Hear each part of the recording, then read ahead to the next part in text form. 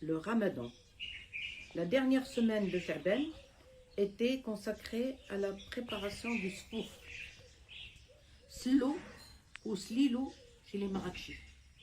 C'est un mélange riche en calories de farine grillée, d'amandes grillées, de noix, de graines de sésame, d'anis, de cannelle, de gomme arabique, de noix de muscade, de miel, de sucre et de beurre.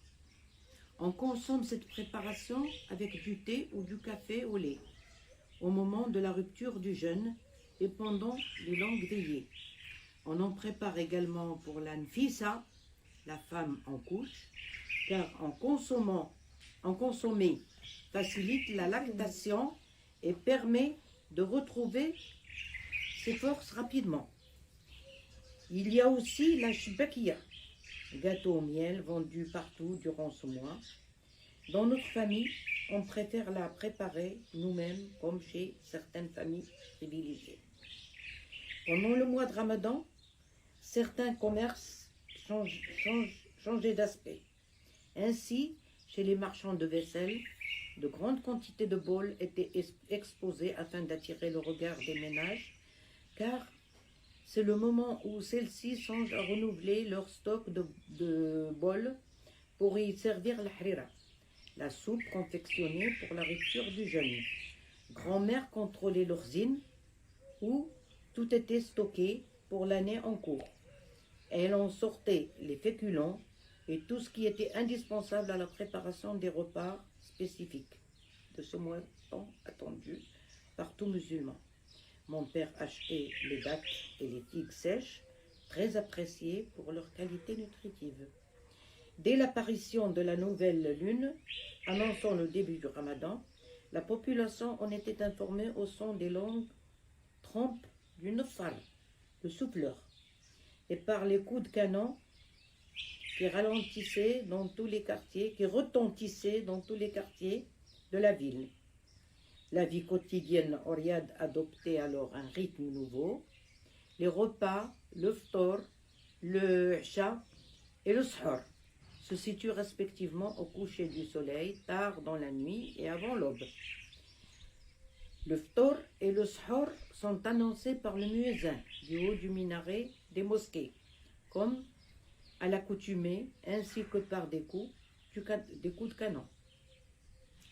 Le menu du ftor se compose d'une harira, de café au lait, d'œufs durs, de dattes, de figues sèches, de slilou, de shbakia et d'une multitude d'autres gâteaux.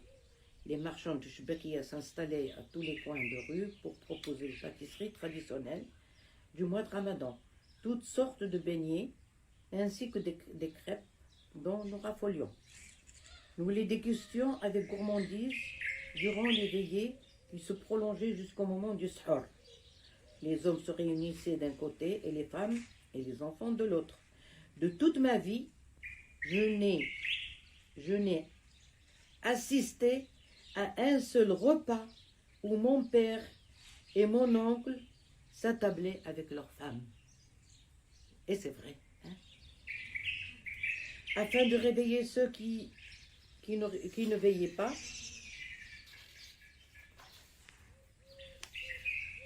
durant le mois de jeûne, toutes les nuits, au moment du suhoor et dans toutes les rues, passait le nfar soufflant dans sa trempe pour annoncer qu'il était temps de prendre le dernier repas avant l'aube. Celui-ci se composait généralement de raïf, de msemmen, petit pain, de crêpes et de mtloua, pain levé. Je me souviens de mon premier Ramadan. Quelques jours auparavant, j'avais eu mes premières règles. Sur les conseils de grand-mère, Deda Yasmine me fit subir un rituel suivant. Elle prit un chiffon blanc, me frotta les coudes, les genoux et le cou et me recommanda de m'en servir comme serviette hygiénique afin d'éviter que mes membres ne noircissent. Pour ma première journée de jeûne, tout un cérémonial avait été mis en place par grand-mère. Ma mère, elle est Deda. Une échelle avait été placée dans le patio une demi-heure avant la rupture du jeûne. Dans l'après-midi, on m'installa comme pour une fête et on me mit un bandeau sur les yeux. Ded al-Khili me fit monter les 3 premières marches de l'échelle à reculons, et là, avec une bague en argent placée sous la langue, j'attendis la rupture du jeûne. À l'instant où le muezzin l'annonça, on me fit descendre de l'échelle et on me plaça sur un matelas surélevé en poussant des you-you. Quelques minutes avant la rupture du jeûne, Ded al-Khili alla frapper chez 6 voisines pour leur demander le bol de harira de la jeune fille qui jeûne pour la première fois. Une table bien garnie était déposée devant moi avec les 6 bols des voisines et un 7e, celui de ma mère. Je pris une cuillerée de harira dans chaque bol. L'œuf et la date étaient partagés en 2, une moitié pour moi et l'autre pour ma cousine Lella Keltoum qui se trouvait à mes côtés et me servait d'ouzira, c'est-à-dire d'accompagnatrice. Nous prolongeâmes ainsi le slilo. Nous partageâmes ainsi le slilo, la shbakia et tous les autres mets. La soirée se termina dans les youjou. Alors, le 15e jour du ramadan, mon père fit porter par Hamidou quelques poulets de grain, en plus de ceux qui nous étaient destinés. Il y en avait pour mes sœurs et mes cousines mariées.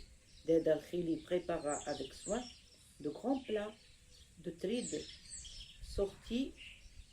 sorte de pâte feuilletée, arrosée du bouillon des poulets.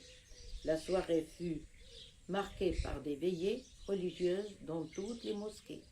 En ces jours sacrés pour tout musulman, la première chose à laquelle on pensait était de passer l'encens dans tous les coins et recoins du riad. C'était le rôle de Ded al-Khili. Elle promenait l'encensoir partout, dans les toilettes, sur le toit, dans les agoumi entrées du riad, dans les chambres, les salons, les salles d'eau et leurs zines. Elle le faisait pour renouer, disait-elle, avec les djinns, une relation de bon voisinage, paisible et dans le respect mutuel. Ces mêmes journées, Ded al-Khili nous répétait que, durant toutes les nuits précédentes, et selon une croyance ancienne, les djinns laissaient le champ libre aux activités ménagères nocturnes afin d'éviter tout incident malencontreux.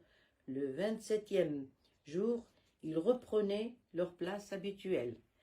Aussi, c'est avec force fumigation d'haleine, de graines de coriandre, de harmel et de bois de santal que Ded al-Khili chouchoutait les diables durant la nuit de Laylat al-Qadr, la nuit du destin, veille du 27e jour qui commémore le début de la révélation du Coran. Dans toutes les mosquées illuminées, les fidèles prient jusqu'au matin, tandis que son psalmodier des versets du Coran. Nous, les enfants, nous restions éveillés pendant une bonne partie de la nuit pour voir s'ouvrir le ciel. Chacun de nous mettait toute sa ferveur à obtenir la grâce divine qu'il implorait, Laylat al-Qadr. C'est la nuit sacrée entre toutes les nuits, et durant laquelle, selon l'expression populaire, le ciel s'ouvre. Dans toutes les maisons, le 27e jour, les enfants qui ont accompli une journée de jeûne pour la première fois de leur existence sont fêtés et adulés. Nous, les filles, nous portions des costumes d'apparat et des bijoux comme ceux que portent les mariés, pour rehausser le caractère solennel de ce grand jour. La veille de l'Aïd al-Fitr, Ded al-Khili sortait du khzin un grand sac destiné à l'aftara, l'aumône donnée aux pauvres et aux nécessiteux, pour tout musulman, en son nom propre et au nom de tous les siens, dès l'aube du jour de l'Aïd. Le volume de l'aumône est de 4 poignées par individu.